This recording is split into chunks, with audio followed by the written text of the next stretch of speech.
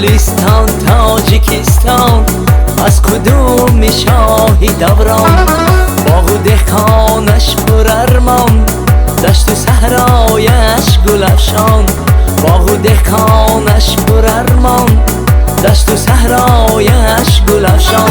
پیشوای ملت زنده باد، صلح و وحدت پاینده باد.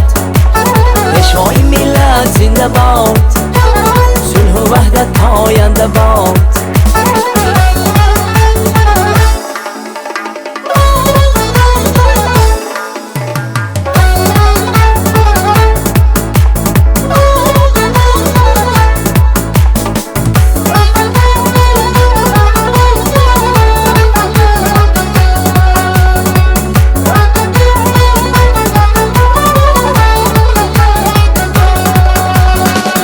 از یتیم و بی پرستان دایما با اعتبار، از یتیم و بی پرستان دایما با اعتبار.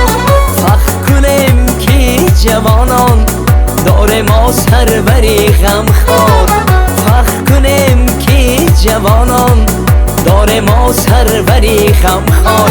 پیشوای ملت زنده باد، صلح و وحدت پاینده باد. پیشوای ملت زنده باد، صلح و وحدت پاینده باد.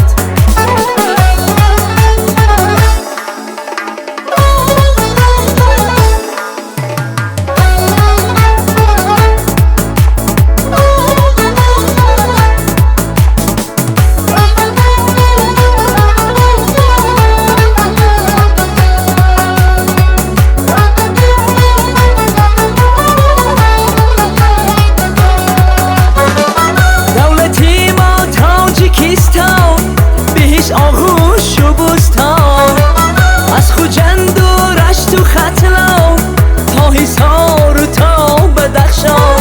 چون بهشت این کشوری ما، این وطن چون مادری ما.